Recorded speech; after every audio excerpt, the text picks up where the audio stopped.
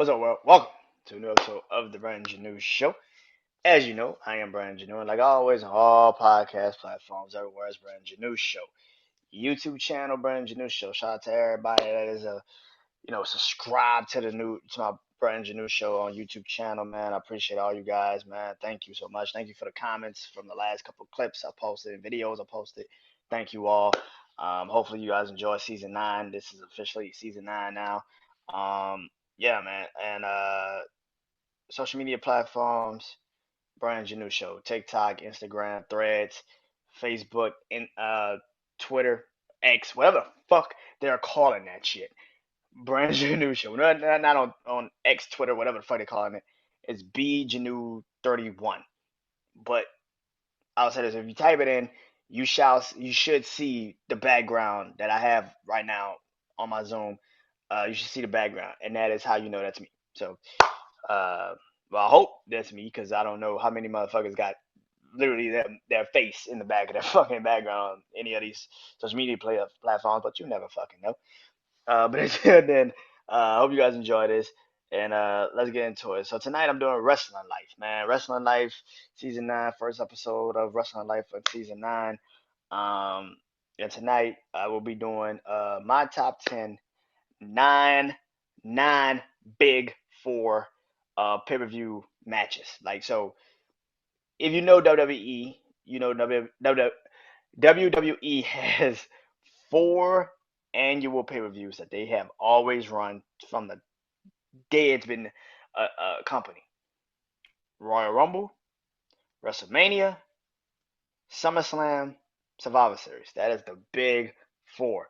Well, tonight is about just the matches that are not of those pay-per-views. I've done those before, but this is the non big four matches. Some of my favorite matches, and some of y'all probably favorite matches, have all came from pay-per-views that were not of the big four. So like Backlash, Armageddon, No Mercy. What's another one? That's another one.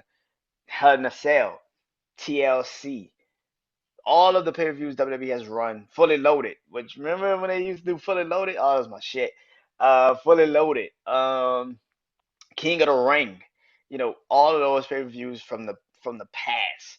Yeah, I sat down, watched a couple. Judgment Day, stuff like that. Like stuff like that. So let's get into it. So this is my top 10 of that, including because Payback is on the horizon. Payback will be here September 2nd, I think. September 2nd. Yeah. Yeah, September 2nd will be Payback. WWE's Payback. Just a couple of matches have been announced, and I will be doing a rate and review show for that as well. Hopefully, by the time that comes around, I'll be in my new house and I'll have everything set up so I can watch it. If not, then I'll just watch it on my phone, and then I'll just do my Zoom, my rate and review show right after that. So let's get into it. So, like I said, this is the top 10 matches that are not of the big four: Royal Rumble, WrestleMania, SummerSlam, Survivor Series. Let's get into it. Like I do always on my top 10, I go 10 to number 1. And I think I wrote something to make sure that I didn't mess this up. So I put some matches down, put some matches up. So let's get into it. Starting off at number 10 is one of those matches, man. One of those classic matches. Now, some people will say this match probably shouldn't be on my list, but again, it's my list, so I don't give a shit what you think. Anyway, coming at number 10 from the 1998, yeah, 1998 King of the Ring, The Undertaker versus Mankind in the classic, infamous Hell in a Cell match. Now, I love the first Hell in a Cell match, Shawn Michaels versus Undertaker, but let's be real. Undertaker beat the shit out of Shawn Michaels in that match. The second Hell in a Cell match is the infamous Hell in a Cell match between Undertaker and Mankind, Mick Foley. Mrs. Foley, baby boy. A lot of people probably won't remember this match because, well, what you remember of this match is Foley getting thrown off the cage, getting up, getting on back on top of the cage, then getting choke slammed through the motherfucking cage. That's what you remember. If you actually watch the whole match, it's actually a long match. It actually is a really good match. I will say this: Mick Foley looked completely out of it after the second fucking fall. Like he was out of it. But it doesn't deter me from saying this is actually a really good match. Um, it's actually better than what people will say. If you actually go back and watch it, yes, Mick Foley is 100% out of it. But the fact that he could even go at least another 10, 15 fucking minutes after getting thrown off the cage, not once but twice, one oh, one literally off the fucking cage and one through the fucking cage to the mat with a steel chair, which by the way knocked out his fucking teeth. Like like this dude was on one that night. It's actually a really good match, man. I know a lot of people probably don't remember it outside of the two fucking falls, but it's actually a really good match. And rest in peace to Terry Funk, who passed away today. Um, who was also in this match. Taker kind of kicked his ass in this match. I hate to say it like that, but he did. But it's actually a really good match, and I think a lot of people, like I said, you probably don't remember it after the two falls, but if you actually go back and watch it, it's actually a really good fucking match. Um, but yeah, so and the funniest part about all of this shit is funniest shit about all of this is Stone Cold and Kane was the main event. Yeah, like Stone Cold and Kane was literally right after this match. It was the first blood match, and it was the first blood match for Stone Cold's title. And Mick Foley and Undertaker came out, and this is the match where Stone Cold was holding the steel chair, and he tried to hit I think Mick Foley, and Taker hit him, and that's when he started bleeding. And that was the first time Kane won the WWE Championship. Also about that match, Undertaker and Mick Foley and Mankind. Mick Foley, Undertaker had a broken foot. He broke his foot like the week prior to the fucking match. So that when you see him jump off the cage and get in the ring, and he kind of like stopped and like doing that, he broke his foot. Like he broke his foot like a day, like a week before the match. So or like a couple of days before the match. Like so that is crazy to also say. Yeah, Mick Foley, Mankind was in some shit, but Undertaker broke his fucking foot and still did all that shit. So hey man, kudos to that man. But that's at number 10. Uh, at number 9, I moved. Yeah, I'm gonna move this down too. Coming in at number 9, also another Undertaker Hell in a Cell match. At number 9, it is the Undertaker versus the Beast Incarnate Brock Lesnar. Hell in a Cell, No Mercy, 2003 for the WWE Championship. I remember watching this match and loving this match. Brock Lesnar at this time in 2003 was a made fucking man. It's Brock fucking Lesnar. Let's be fucking real. He was a made fucking man. Anyway, it's crazy to think that when he beat The Rock at SummerSlam 2002, that his real first rival was The Undertaker. His real first rival was The Undertaker.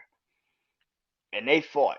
Man, they fought. I think they had a bike chain match and all of this shit. But this was the match where Brock Lesnar pretty much did to Cody Rhodes what he did to he did to Cody Rhodes what he did to the Undertaker literally almost 20 fucking years ago. He grabbed the propane. The Undertaker was chasing after Matt Hardy backstage to like bring him into a trap for Brock Lesnar. And Brock Lesnar then took a propane tank and slammed it over the Undertaker's hand and broke the Undertaker's hand. So the whole match was centered around the Undertaker having a cast on. But before it was a Hell in a Cell, like before the match, Paul Heyman and Brock tried to pretty much get Stephanie McMahon, who was the general manager of SmackDown at the time, They tried to get her to get Undertaker to take his cast off, so he didn't go in with an advantage. Because every time him and Brock would fight with Undertaker had the cast on, he'll bust Brock out, he'll bust Brock Lesnar open. So that was the whole narrative of the match. It was like Undertaker's got this unfair advantage, but yet Brock Lesnar broke his fucking hand. It's Brock Lesnar's fault that he's even got a cast on his hand. But the match, all in all, is actually really fucking good. Paul Heyman gets bust up in his match. He got his ass whooped through the cage. But Brock Lesnar and Taker went at it. One of my favorite Hell in a Cell matches ever. A lot of people, I know a lot of people would say more so their Hell in a Cell match a couple years ago when they fought a couple years back. It was like the last time they actually really fought in that trilogy between them two. Uh, you know, Brock beat him at WrestleMania 30. Taker came back, fought him at SummerSlam. Then they fought in Hell in a Cell. So a lot of people would say, that match was the one they love. But this is my favorite match, I think, because it did Brock won, which would prove that Brock was a super fucking star. So yeah, I'll say that is one of my favorite matches. So Brock Lesnar, and that might be the only, to me, that might be the only good match the motherfuckers ever had. Like, I don't really, ain't that many great Undertaker Brock Lesnar matches like that. But this was that was one of my favorite Brock Lesnar Undertaker matches, definitely. And that's at number 9. At number 8, like I said, I moved some shit up. So at number 8, it is John Cena versus Edge versus Randy Orton versus Shawn Michaels at Backlash 2000 and I want to say 7. I think it is 7. I think it was right after WrestleMania. So 2007. Yeah. Yeah. Hey, I gotta think. Hey, man, I'm doing this shit off the top of the dome. I gotta remember this shit. 2007, I think. Um, yeah, because John Cena beat Edge at Royal Rumble 2006. He fought Umaga in 2007 at the Royal Rumble, and then he fought Shawn at WrestleMania that year, and then he fought all of them. Yeah, so it's Backlash 2007 for the WWE Championship, a fatal 4-way for the WWE Championship. This is exactly what you think of a match of all four of these caliber of stars. Fucking incredible. I mean, watching it um, doesn't give it justice. I mean, listen, John Cena and Shawn Michaels had an incredible WrestleMania 23. They had an even better match on Monday Night Raw before this match. But Edge and Randy Orton, by the way, was in rated RKO at this time. It was just starting to break up it was just starting to break up a little bit. But this match was incredible, and that's actually the finish that everybody remembers. If you look on social media, it's the finish. This is the match that had that finish where I think Randy Orton was trying to RKO John Cena. He threw him into Edge. Edge speared him. John Cena then John Cena then uh FU'd Edge. Yeah, he FU'd Edge. Uh Randy Orton was rolled out the ring. He FU'd Edge. And then Shawn Michaels, sweet chin music John Cena, and he fell on top of Edge. And then he fell on top of Edge. Oh no, no, no, no. Yeah, something like that. Edge, yeah, Edge was trying. I think he did. How the fuck he? Because I think he pinned Randy. I think he pinned Randy Orton. I gotta go back and really look at that. But the ending was Shawn Michaels kicked John Cena, sweet chin music John Cena, and he fell on top of the dude. And then the ref was like, "Oh shit!" And he like hit. He like 1, 2, 3, and Shawn Michaels, and everybody's like, "Wait, who won? Who won?" And John Cena music played, and everybody's like, "Oh!" That's the match. Yeah, yeah. I don't think Edge. I think Edge speared Randy Orton because I don't think Randy Orton caught him in that RKO. I think John Cena pushed Randy Orton off of him. Edge speared him. John Cena FU'd him. Oh, that's what happened. So Randy Orton was trying to RKO John Cena. John Cena pushed him. Edge speared him. Edge tried to spear John Cena. He caught him. FU'd him. Edge fell out the ring. That because Randy Orton was still in the ring. That because he did pin Randy Orton, but he didn't. But Edge speared Randy already. So Randy Orton was still in the ring. He FU Edge. Edge fell out the ring. Shawn Michaels then switched chin music him, and he just landed on Randy Orton and pinned him. Yeah. But all in all, this match is actually really fucking good. If you actually go watch it, it's one of the best fatal four ways that they've had for a title in like some years. So definitely one of my favorite matches, man. Um, Coming in at number 7 on this list, it's good old Hell in a Cell. At Hell in a Cell pay per view, it is the trilogy between the American Nightmare versus the visionary Seth freaking Rollins. Cody Rhodes versus Seth Rollins comes in at number 7. Hell in a Cell. The classic torn pec match, man. I think my TV kept going out around this time, but I remember watching it, man, after it and being completely and utterly amazed by how Cody actually fought this fucking match. This is one of the rare few times where, yeah, somebody say they have an injury, but you actually saw it. You couldn't fake this. You know what I'm saying? Like Bianca Belair faked the leg injury at SummerSlam, right? Okay, he couldn't fake this shit. This shit was there. You saw how bad his arm, his pec, everything looked. It was bruised. It was God Almighty. And he went out there with one of the best wrestlers in the building. And now to hear that Seth Rollins has a broken back makes this even crazier of a match. Cody Rhodes versus Seth Rollins. The trilogy was great. WrestleMania was awesome. Backlash was cool, but this was different. This was a different caliber of legend. If Cody didn't get injured,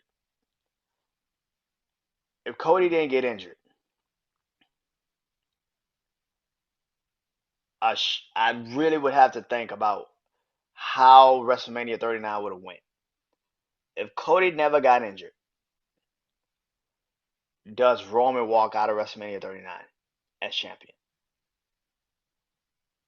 Does he? Seth putting over Cody in this match was incredible. Seth literally lost to Cody Rhodes 3 times, 3 consecutive pay-per-views. He lost to him, which is why I continue to say he's the best wrestler in the world because he still bounced back and he still found a way to be the guy with a broken fucking back. All in all, man, this match was incredible. I mean, from the point where Cody takes off the jacket and you could literally hear silence. You can hear silence. Like holy shit. Like you could tell like people were like, "Oh my, what the fuck is what are we about to watch? Like this is bad. Nobody's ever seen that shit before." And they went out there and had a classic, man. Cody pulls out the cowbells, all of that shit, man. That was the one of the best matches I've seen in years. You saw why Twitter, everybody on social media was going crazy after this match because not only did Cody go out there and put on a performance, he put on a hell of a performance. And Seth Rollins doing what he does. Those two men in the ring, and I can't wait from when they've been teasing it, but when it does happen again, it's going to be an incredible matchup, and I can't wait for it. I can't wait for it.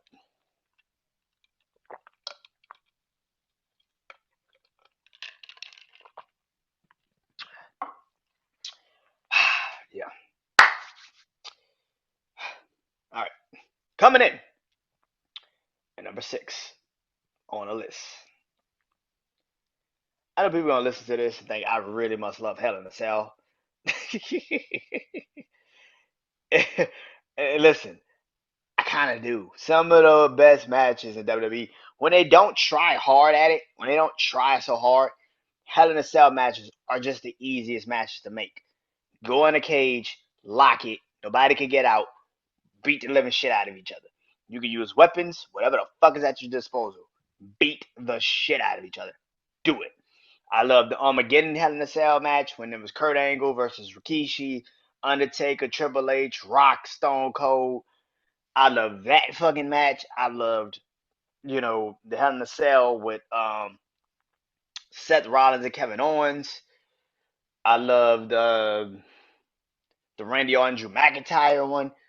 There's been too many great Hell in a Cell matches that people continue to act like the Hell in a Cell suck and it doesn't make any sense. No, what doesn't make any sense of it is when they try to like make it too complicated. Just do the shit. The Edge and Seth Rollins one, which I could have put it on here. Excuse me. I could have put it on here, which was actually really a good fucking Hell in a Cell match if I actually now think about it. But I didn't. But at number 6, to a lot of people, this should probably be in the top 10. This should definitely be in the top 10. It should probably even be in the top 5. Because this is the match that really started the greatest storyline in WWE history. At number 6, Roman Reigns versus Jey Uso for the Universal Championship. Hell in a Cell 2020.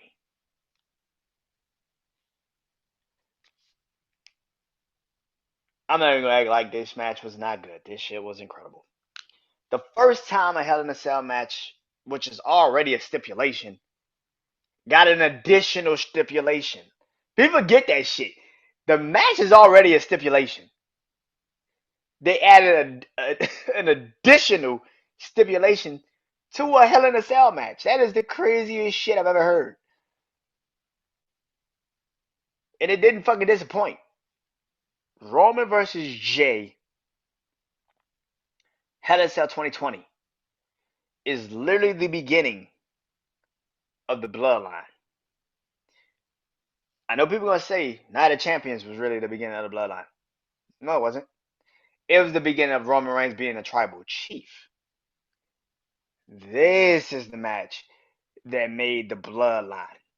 Because Roman made Jey fall in line after this match, or he was out of the family.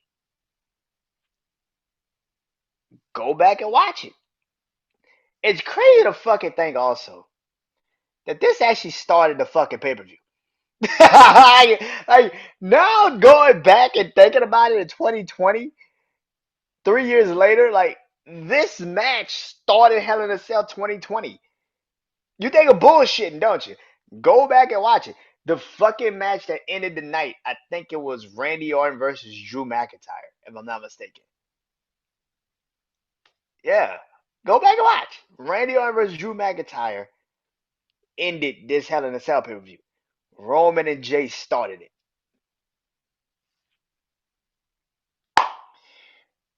Anyway, Roman Reigns versus Jey Uso for the Universal Championship is the match that really started the bloodline. It made Roman officially the tribal chief. It made that a real thing, but it also made the bloodline a thing because Jey Uso after this match had to fall in line, and if he didn't, he was kicked out of the family. I know people say not a champions. Not a champion is just cousin versus cousin.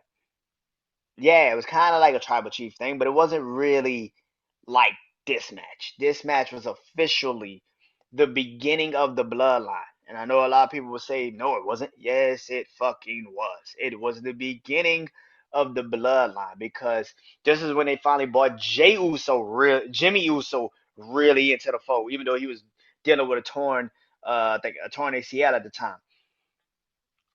But this was the match. And they beat the shit out of each other. They beat the shit out of each other in this match. Like I said, it was the first time it was an I Quit Hell in a Cell match. I have never seen that shit before. Nobody had. And the fact that that was the opening fucking match of Hell in a Cell 2020, and now looking at this storyline 3 years fucking later, it is literally the greatest thing. But this was the match that made the bloodline storyline. And if you remember what happened, What is the one thing that we keep screaming about? Every time Jay fights Roman, Jimmy costs him the match. He cost the match at Night of Champions. He cost him the match in this match. How? Came out trying to help his brother, trying to talk Roman down off the ledge, and ended up in a goddamn guillotine for it. Ended up in a goddamn guillotine. And he choking his ass out. And Jay's like, I quit, I quit, I quit. Just let him go, let him go. But this was the match that started the Bloodline storyline. Now, like I said, a lot of people would say, how the fuck is that not in the top five? As great as this match was, we didn't know what that storyline was about to be. Now that I do, okay, maybe I should, but at that time, yes, it was a great match. And Jay showed the fuck out. And that was really when he became main event Jey Uso. It wasn't when Roman put the damn name on him. He became main event Jey Uso in that match because he just would not quit. Roman would beat his ass from pillar to post, and he just did not quit. The first time he laid his hand on his brother, he quit. But that is that. It just missed the top five. Shit. Y'all probably hate this list already. Anyway.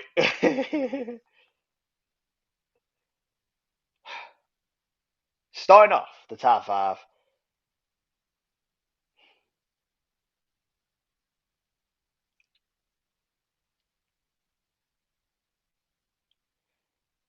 Is Kevin Owens versus John Cena at Elimination Chamber. Yeah, it's gonna be fun. The first time Fight Owens fight was ever on the main roster of WWE. This is the first time you actually saw NXT get put in the light of WWE. Think about it. You ain't heard NXT or WWE program like that. Kevin Owens bought the NXT Championship on the main roster, got in the ring, and challenged John Cena to a match. And this match was fucking incredible. Best match of the Elimination Chamber. Best fucking match. By fucking far. These two have amazing chemistry. Like, if you actually watched them two fight before, them dudes got amazing fucking chemistry. But this was the first time John Cena and Kevin Owens ever fought each other. And you could tell they were great at this shit together. Like, they were amazing. The match was pretty much centered around Kevin Owens being new to WWE, but not new to wrestling, pretty much. And John Cena is John Cena. Who the fuck knew is gonna beat John Cena? I don't give a shit if you've been wrestling for 20 years. You ain't never fought John Cena. And that's kind of what this was all built around, right? So the match happens, and it's one of the best fucking matches. People can say whatever the fuck y'all want to say about John Cena, man.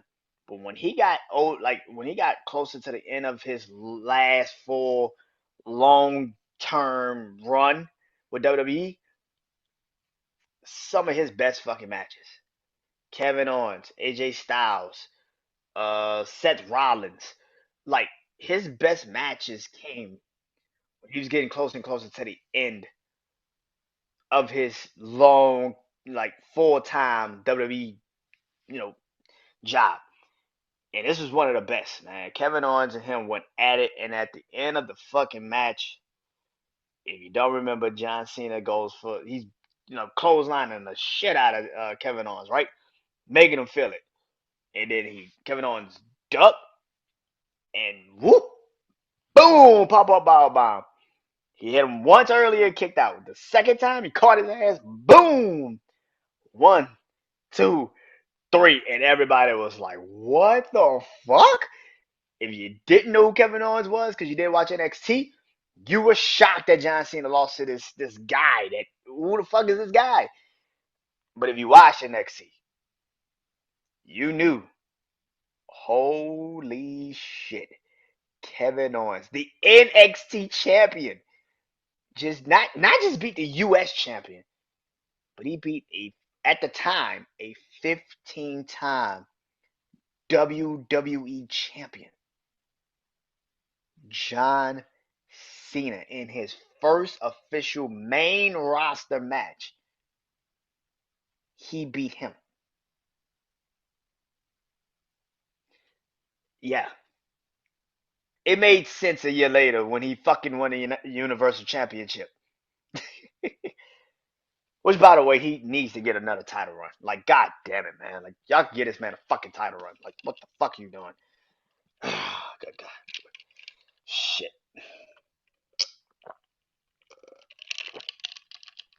WWE, man. What the fuck can I say? Anyway, these next three matches wasn't really hard. The fourth match is not that hard either. Because coming in at number 4, it is Seth freaking Rollins versus Roman Reigns. Money in the Bank 2016.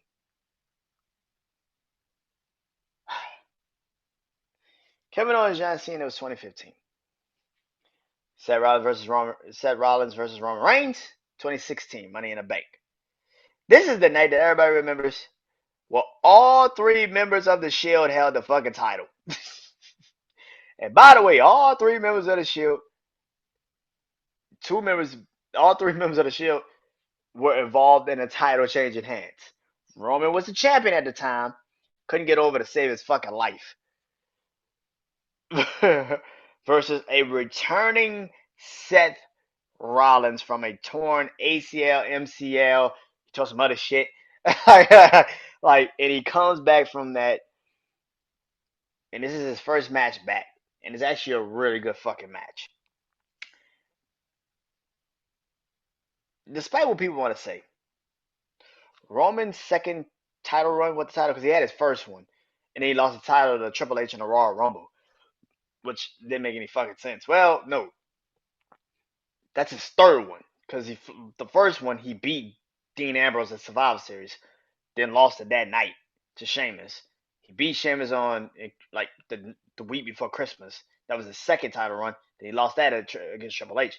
So by the third, so this is his third title run with the WWE Championship, and the fans didn't give a shit. So, and he had like 2 classics with AJ Styles at back-to-back pay-per-views, and then Seth comes back, and they have a classic at Money in the Bank 2016, and this is the first match Seth had since tearing his ACL MCL. It's a fucking classic match, man. It's fucking good. I was watching that shit like yesterday. The ending is so fucking good. Like Roman's running around the ring. You see Seth get out the ring and he's like looking like what the fuck, bro? And he runs around the ring, he's jogging, and then he just takes off. And then he Seth ducks and Roman hit the fuck out the barricade. And he's just out. He's just fucking out. Seth throws back in the ring. And then they hit the ref. You know they gotta do the routine ref bump. Roman hits the ropes, spears Seth. Seth kicks out. And then Roman tries to go for another spear, and this is what Seth caught Roman and put his ass in a pedigree. And he tries to pin him. Roman kicked out. But Roman's already out of it. There's no way in hell he could survive a second pedigree in a row. Seth grabs him. Pedigree, 1, 2, 3. Vegas goes crazy. Seth is not a champion. And soon as he's celebrating, hitting his knee like, I'm back, I'm back. Dean Ambrose music hits. Dean Ambrose music hits. Seth's like in the ring, like, come on, come on. He turns around and Dean Ambrose hits his ass with the briefcase. Takes the belt, beats him, and Dean Ambrose walks out WWE champion. But it's really a good fucking match, man. They go on to fight at Battleground. This was the 2016 draft, by the way, when they split everything up. Shane and Daniel Bryan became SmackDown. Stephanie and Mick Foley was Raw, and they split everything up. Yeah, but this was the best. This was the best, and that was the only time, by the way, that the Shield ever fought each other. Dean Ambrose, Seth Rollins, Roman Reigns was at that Battleground 2016. Dean Ambrose won, kept the title. Um, So yeah, coming in at number 3. Speaking of Money in the Bank, coming in at number 3. You know I had to put this match on here. Come on, 2011 Money in the Bank. It is the match of all matches. CM Punk versus John Cena for the WWE Championship. We already know the story. If you don't know the story, this was the match where CM Punk told everybody, I am going to beat John Cena, and then I'm going to walk out of WWE with the WWE Championship. That was the storyline. If CM Punk, can CM Punk beat John Cena? And if he does, will he actually walk out of WWE with the WWE Championship? Well, he did. It was in Chicago, Illinois, his hometown. And if you, John Cena has been in some fucked up situations in WWE's history. The one night stand match with him and Rob Van Dam when he had to go through all that bullshit in ECW, and then this fucking hostile fucking crowd in Chicago when he had to fight Edge at TLC for the fucking WWE Championship in Toronto. Like, dude, so many fucked up situations. Anyway, CM Punk versus John Cena, it's a classic. If you've never seen this match, I don't know what to tell you. It's a fucking classic, man. It's one of those matches where you don't know who's gonna win. And this was the beginning of the summer of Punk, which still baffles me that it's actually not as good as everybody remembers. But this was the match that was supposed to catapult that, and it just never fucking hit. It never hit. Anyway, we all know the results. CM Punk hits John Cena to go to sleep after John Cena pretty much knocks John Laurinaitis the fuck out for trying to like pull a Bret Hart.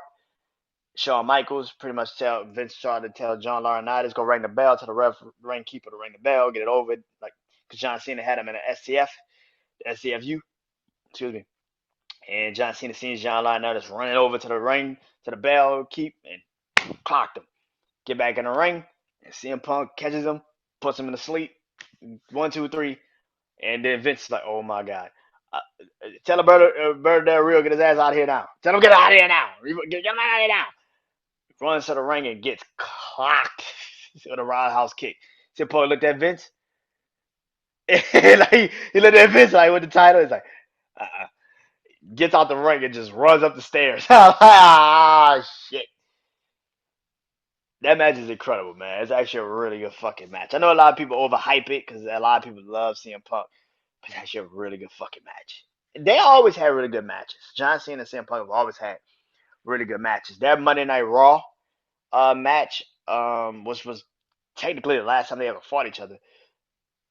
Uh, when John Cena won the Royal Rumble in 2013, and he was about to fight The Rock again. Man, that might be my favorite John Cena CM Punk match. But this is damn sure second. This is damn sure second. Coming in at number 2 on this list, and No Way Out, 2000. Remember when I said I really love Hell in a Cell matches? They've always had some really great classic Hell in a Cell matches, and people just don't remember them. This was the third Hell in a Cell match ever. Well, no, because they had one at WrestleMania 15. Undertaker, Big Boss Man. Yeah. No, third. Yeah, no, this is the fourth. Yeah, because they had a WrestleMania 15. They had the Undertaker versus Big Boss Man at WrestleMania. Holy shit, WrestleMania. So WrestleMania 15 was in 1999. Yeah. So this is actually the fourth Hell in a Cell match. Yeah, goddamn, it really is the fourth Hell in a Cell match. The fourth Hell in a Cell match. You said I had to like recorrect this. I'm like, wait a minute. They had one before that. They had one at WrestleMania 15 because I'm like, I know Undertaker fought Big Boss Man at WrestleMania in the Hell in a Cell match, and it fought at WrestleMania 15. So yeah, so Shawn Undertaker fought in 1997, first Hell in a Cell match. 98 was Foley and Undertaker. 99 was Undertaker and Boss Man. Yeah, Undertaker was in three Hell in a Cell matches. The first three Hell in a Cell matches, and then Mick Foley took over and Triple H. So yeah, so this is the fourth Hell in a Cell match ever, and it was Triple H versus Cactus Jack, No Way Out 2000 for the WWE.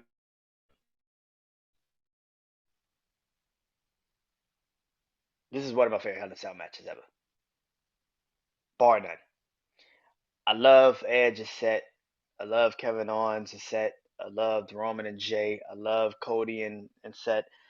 I loved like I said, the Armageddon one. I loved a lot of Hell in a Cell matches. Undertaker and Shawn, Undertaker and McFoley, of course,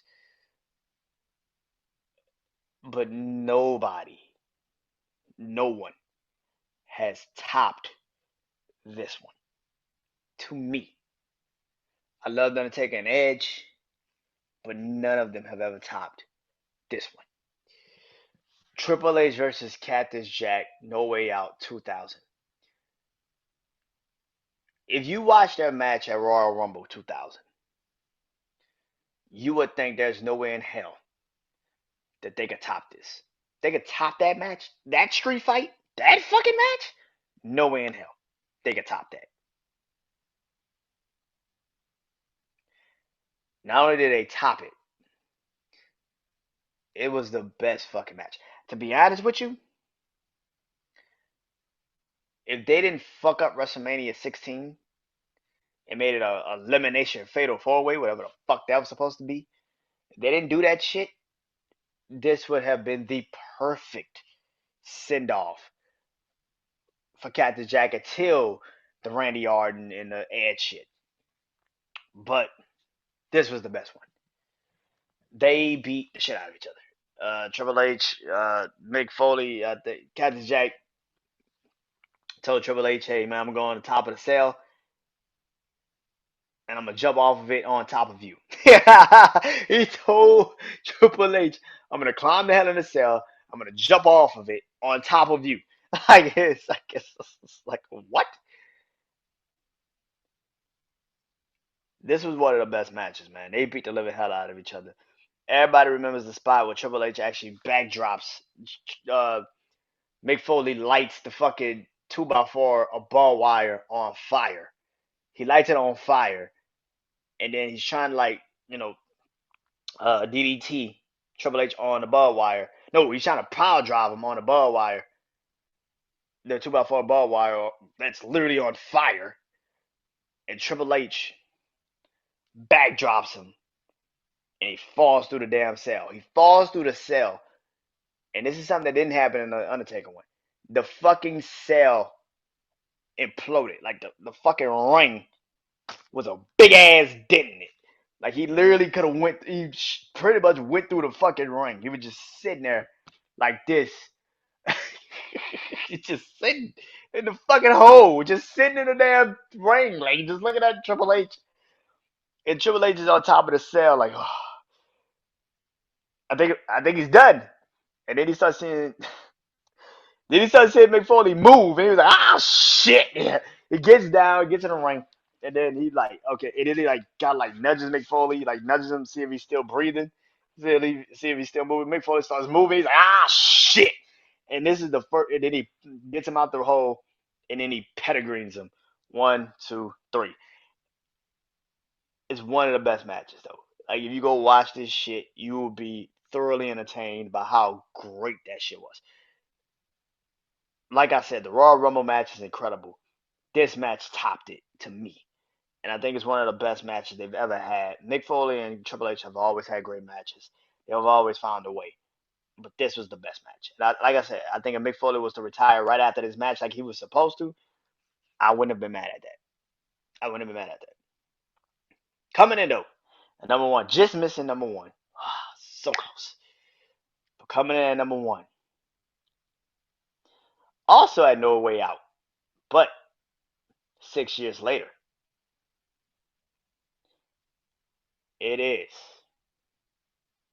the wrestling machine, Kurt Angle, versus the dead man, The Undertaker, for the World Heavyweight Championship. No Way Out 2006. I could watch this match forever. There's very few times where I've seen a match numerous times. I know the outcome, but I don't give a fuck. This was the best match Undertaker could have asked for in 2006. This should have been the WrestleMania main event. Give a fuck what nobody say. I know Taker went to Kurt Angle and told him, I want you to break my streak. This was around the time that Undertaker started like feeling like, okay, we need to kind of get this streak over with. And I wish they would have actually made that a reality and it should have happened. But this is the best match. Both men got their offense in. Both men proved that they're both the best at their craft. But more importantly, this was not like your usual, like, I'm going to take the cheap way out type of match. There's times when Undertaker stops the refs count because he wants to beat Kurt Angle in the ring. There's times when Kurt Angle literally, Angle slam Angle slam Undertaker through a fucking announce table. He gets in the ring. The ref was about to hit, it was like 8, 9, and Kurt Angle grabbed the ref and was like, "No, you are not about to count him out. I'm about, I'm gonna pin him in this ring. You are not about to count him out." He get out the ring and get the Undertaker back in the ring, and they go at it for at least another 10, 15 minutes. It's the best fucking match I've ever fucking seen from two men that just could just go in the ring.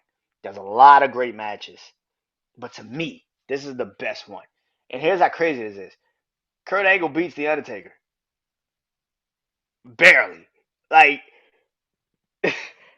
Taker's got him in the fucking triangle choke. And, like, Kurt Angle's about to pass the fuck out. And he just, like, you know how the ref do it 1, 2, and if you drop it a third time, it's over. Where he did that, and Kurt, like, It, like, flipped and just pinned The Undertaker. Kurt and Undertaker literally is like, what the fuck? And, and the ref was like, he won, he won. And he got out the ring. And Undertaker grabbed Kurt Angle and was like, listen, this ain't over. This is not over. I got your number. I know how to beat you. I know I can beat you. I wish this would have happened at WrestleMania 22. Undertaker has said this shit should have happened at WrestleMania 22. Kurt Angle has said this should have happened at WrestleMania 22. It would have, if this would have happened at WrestleMania 22, it would have been the best match, and that would have created the string of Undertaker WrestleMania streaks where he could just go in the ring and just wrestle. But yeah, and I would advise anybody to go watch that match. It's on YouTube. You ain't gotta go pay nowhere. It's on YouTube. Type up Kurt Angle versus Undertaker. It should pop up immediately and watch it. I'm telling you, it is one of the best fucking matches you will ever see. So that is that number one. So let me recap this. Number one is Kurt Angle versus Undertaker. No Way Out 2006 for the World Heavyweight Championship. Number two is Triple H versus Cactus Jack for the WWE Championship at No Way Out 2000. Number three is CM Punk versus John Cena for the WWE Championship Money in the Bank 2011. Number four was Seth Rollins versus Roman Reigns for the WWE Championship at Money in the Bank 2016. Number five is Kevin Owens versus John Cena at Elimination Chamber 2015. Yeah, 2015. Uh, uh, number six. Number six is Roman Reigns versus Jey Uso for the Universal Championship in Hell in a Cell 2020. 2000. Number seven is Cody Rhodes versus Seth Rollins. Hell in a Cell 2022. Number eight is John Cena versus Edge versus Randy Orton versus Shawn Michaels 2000 at Backlash 2007. Fatal Four Way for the WWE Championship. Number nine is Undertaker versus Undertaker versus Brock Lesnar for the WWE Champion. No, Brock Lesnar versus Undertaker for the WWE Championship. No Mercy 2003. And number 10 is Undertaker versus Mankind, Hell in a Cell, King of the Ring, 1998. That is the top 10 list. Yeah. Coming up, like I said, is my rate and review show of Backlash. Payback. Lord jeez. Payback. Which is this next Saturday night. So Payback is my next one. My next top 10 list, I've been trying to kick it and think about what I'm going to do with the next top 10 list, but I'm going to just do it simple as shit. My top 10 tag teams of all time. So that is the next top 10 list for Wrestling Life. Like I said, review show is coming up next. So until then, I am Brandon Janeau. I hope you guys enjoy the rest of y'all night, and I'm about to go to sleep. So peace. Season 9 is officially here. Peace.